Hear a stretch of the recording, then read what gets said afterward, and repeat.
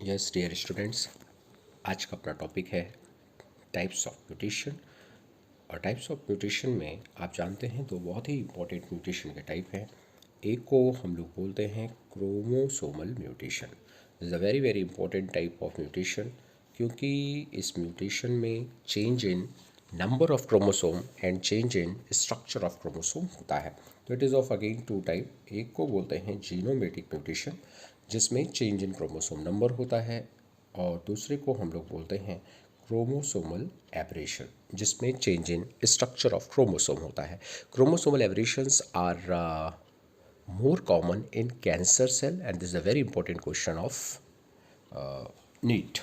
तो एक बात तो और आपको समझनी होगी कि ये जो क्रोमोसोमल एब्रेशन होते हैं इनका पता, या हम ये जो क्रोमोसोमल म्यूटेशन है इनका पता कैसे लगाते हैं, तो हम इसे कैरियोटाइप स्टडी करते हैं, और कैरियोटाइप स्टडी से हमें क्रोमोसोमल म्यूटेशन का पता चलता है।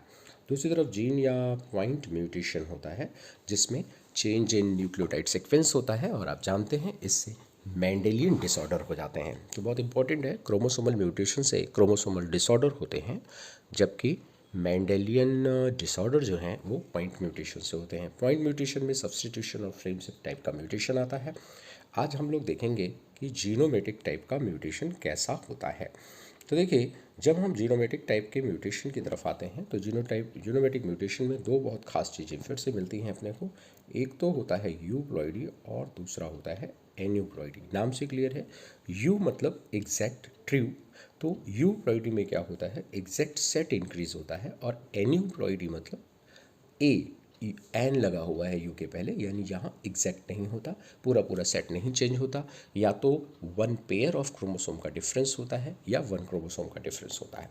तो देखिए, यहाँ पॉलीप्लॉइडी की जब हम बात करते हैं, व्हाट इज़ पॉलीप्लॉइडी, तो आप जानते हैं increase in number of chromosome को ही हम पॉलीप्लॉइडी कहते हैं। अब यहाँ दो बातें आती हैं भाई, क्या कि ये जो पॉलीप्लॉइडी होती है ये दो तरह की हो सकती है। एक को बोला जाता है इवन और दूसरे को बोला जाता है ऑड। इवन वाली में क्या होता है, नंबर ऑफ क्रोमोसोम जो हैं वो इवन रहते हैं, और ऑड वाली में नंबर ऑफ क्रोमोसोम ऑड हो जाते हैं सिंपली। तो इसका एक एग्जांपल है टेट्राप्लॉइड और हेक्साप्लॉइड। टेट्राप्लॉइड में 4n हो जाएगा और हेक्साप्लॉइड में 6n हो जाएगा, यानी पूरा का पूरा जो सेट ऑफ क्रोमोसोम है वो इंक्रीज हो जाता है। ऑड में भी वही होता है, पूरा सेट इंक्रीज होता है, जैसे ट्रिप्लॉइड है और पेंटाप्लॉइड है। लेकिन यहाँ 3n और 5n हो रहा है, यानी जब भी ये मियोसिस में डिवीज़न करेगा तो पूरा सेट का ट्रांसफ़र होगा, लेकिन गैमेट ठीक नहीं बनेगा। और उसका जो सबसे बड़ा रिजल्ट होता है कि जो ये ऑड वाले होते हैं ये स्टेराइल होते हैं, और जाहिर है अगर ऑड वाले स्टेराइल हो गए तो इनमें सीड जो है एब्सेंट होते हैं। ये जो इवेंट वाले होते हैं ये फर्टाइल होते हैं, और इनके अंदर गिगास इफेक्ट होता है, चीज़ें ज़्यादा डेवलप हो जाती हैं और ये फर्टाइल होते हैं। इसके अलावा एक और भी केस यहाँ पर हम लोग देखते हैं, और उसे बोलते हैं एलो पॉलीप्लॉइड। तो एलो पॉलीप्लॉइड में क्या होता है, टू सेट डिफरेंट काम करते हैं। जैसे मान लो कैपिटल ए और कैपिटल बी, इन दोनों के बीच में हमने क्रॉस कराया, और इनके क्रॉस कराने के बाद फिर इसका हमने क्या कर दिया, मल्टीपल करवा दिया, या आप जानते हो कि कैसे किया जाता है, कॉल्चीसिन हम यूज करते हैं। तो जैसे capital A capital A capital B इनका क्रॉस कराया तो एक हाइब्रिड बना कैपिटल ए कैपिटल बी। अब उसमें क्या किया हमने कॉल्चीसिन ऐड कर दी, तो कॉल्चीसिन के कारण कैपिटल ए कैपिटल बी आया। तो इस तरह की जो पॉलीप्लॉइडी होती है उसे एलो पॉलीप्लॉइड कहा जाता है। दूसरी तरफ देखिए एन्यूप्लॉइडी आती है। Aneuploidy is again very very important.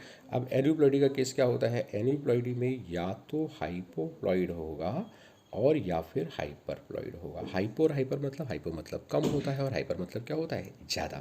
तो हाइपो मतलब नंबर ऑफ क्रोमोसोम कम होंगे, और हाइपर मतलब क्रोमोसोम नंबर ज़्यादा होंगे। तो इसमें क्या होगा भाई, इसमें आप देखिए दो बहुत ही इंपॉर्टेंट केस आते हैं। एक तो मोनोसोमी आता है, यानी loss of only one chromosome.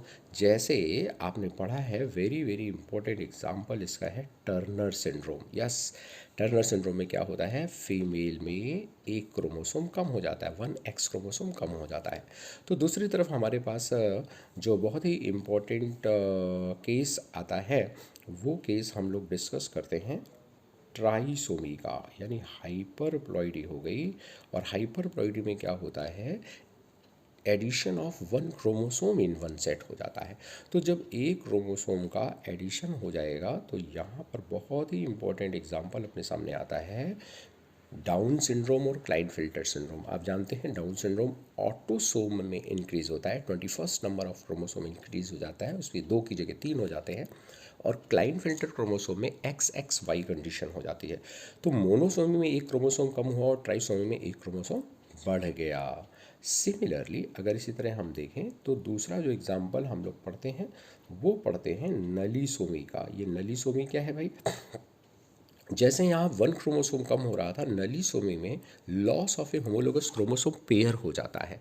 और उसी तरह से जब हम ट्राइसोमी की तरफ जाते हैं तो यहाँ एडिशन ऑफ 2 क्रोमोसोम या पूरे पूरे क्रोमोसोम का जो पेयर है वो यहाँ पर जुड़ जाता है, जिसे हम टेट्रासोमी कहते हैं। ठीक है ना? तो नलीसोमी, टेट्रासोमी, मोनोसोमी, ट्राइसोमी, ये सोमीज होती हैं। अब आपके मन में क्वेश्चन आ रहा होगा कि सर आखिर ऐसा होता क्यों है, हम आखिर ऐसा कैसे हो जाता है और इसका रीज़न क्या है ऐसा होने का? तो उसका एक बहुत ही इम्पोर्टेंट जो रीज़न यहाँ निकल कर आता है वो ये आता है कि एन्यूप्लॉइडी या जो नॉन डिसजंक्शन है, these are due to non disjunction. यानी जब क्रोमोसोम डिवाइड हो रहा होता है, जब गैमेट बन रहा होता है, उस समय जब गैमेट बनता है तो गैमेट के बनते समय क्या होता है कि ये जो क्रोमोसोम्स हैं ये प्रॉपरली डिवाइड नहीं हो पाते हैं, तो वो साथ में ही चले जाते हैं। तो अगर ऐसा केस होता है, नॉन डिस्जंक्शन होता है, तब हमको इस तरह की कंडीशन मिलती है। आइए क्रोमोसोमल डिसऑर्डर की तरफ बढ़ें। तो आप जानते हैं जब भी हम लोग क्रोमोसोमल डिसऑर्डर की बात करेंगे तो क्रोमोसोमल डिसऑर्डर में एक बहुत ही इंपॉर्टेंट चीज़ आपके सामने आ रही है, वो ये है कि द क्रोमोसोमल डिसऑर्डर क्यों होते हैं।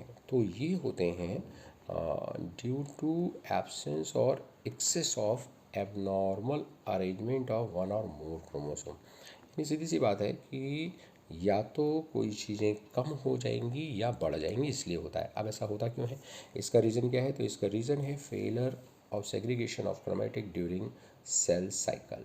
तो जब प्रॉपर सेग्रीगेशन नहीं होगा तो कहीं ज़्यादा हो जाएगा, कहीं कम हो जाएगा। एक और बहुत इम्पोर्टेंट पॉइंट होता है पॉलीप्लॉइडी के केस में कि आखिर पॉलीप्लॉइडी, आप जानते हैं कि पॉलीप्लॉइडी जनरली किस में पाई जाती है बच्चा? Polyploidy generally present in plants के केस में पाई जाती है। तो पॉलीप्लॉइडी का रीज़न क्या है कि फेलियर ऑफ साइटोकाइनेसिस।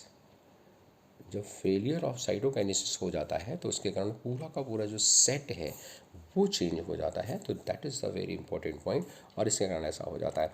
फिर the total number of chromosome जो हैं, आप जानते हैं ह्यूमन के अंदर 46 होते हैं, यानी 23 पेयर होते हैं, और इसके कारण वेरिएशन आ जाता है, सिंड्रोम बन जाते हैं। तो कौन कौन से सिंड्रोम बनते हैं? तो आइए पहले सिंड्रोम की तरफ बढ़ते हैं।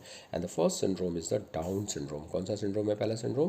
पहला सिंड्रोम हमारे सामने डाउन सिंड्रोम है। अब क्वेश्चन ये आता है कि आखिर ये डाउन सिंड्रोम क्यों होता है? तो the very very important question, क्यों होता है भाई डाउन सिंड्रोम? तो डाउन सिंड्रोम होता है 21st क्रोमोसोम की ट्राइसोमी के कारण हो जाता है ना? तो ट्राइसोमी ऑफ 21st क्रोमोसोम के कारण डाउन सिंड्रोम हो जाता है। और इस डिसऑर्डर को सबसे पहले डिस्क्राइब किया था लैंगडन डाउन ने 1866 में। ये भी क्वेश्चन पूछा जा सकता है आपसे। होता क्या है कि जो भी इससे अफेक्टेड पर्सन होता है, अफेक्टेड पर्सन के पास जब आप देखते हैं तो उसका शॉर्ट स्टेचर्ड होता है, स्मॉल राउंड हेड होता है, फरोड टंग होती है और पार्शली ओपन माउथ होता है।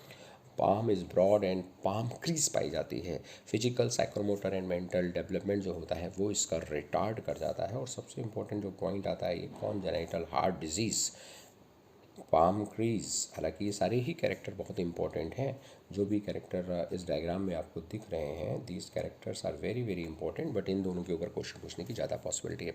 और ख़ास तौर से जब आप देखते हैं, जब आप देखिए यहाँ पे ये दिस केस, तो इस केस के अंदर आपको देखिए 1 2 3 नज़र आ रहा है, यानी 21st नंबर जो क्रोमोसोम है वो 2 की जगह 3 हो गया है। तो that is the problem in this down syndrome.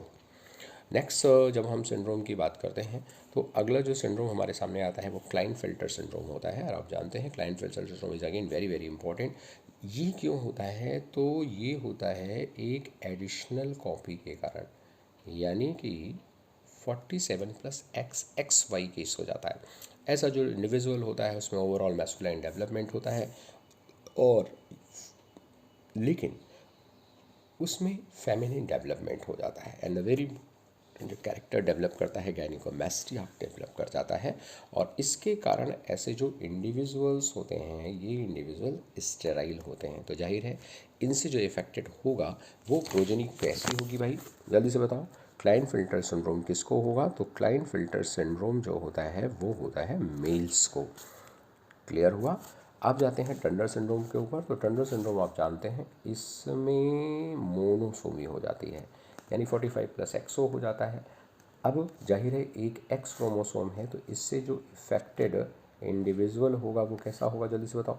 तो इससे जो इफेक्टेड इंडिविजुअल होगा वो होगी फीमेल। तो फीमेल को होता है टंडर सिंड्रोम। और इस फीमेल के अंदर क्या होता है? Lack of secondary sexual characters होते हैं। ठीक है, यानी कि ये भी कैसी होती है? स्टेराइल होती है। तो क्लाइनफिल्टर सिंड्रोम भी स्टेराइल है, टर्नर सिंड्रोम भी स्टेराइल होता है। तो that is a very very important. एक मोनोसोमी ऑफ सेक्स क्रोमोसोम का एग्जाम्पल है और दूसरा ट्राइसोमी ऑफ सेक्स क्रोमोसोम का एग्जाम्पल है। जबकि जो आपने डाउन सिंड्रोम पढ़ा है वो है example trisomy of 21st chromosome. So these are the chromosomal disorder, खासतौर से aneuploidy, and this are very very important for your examination. Okay, all the best, good morning.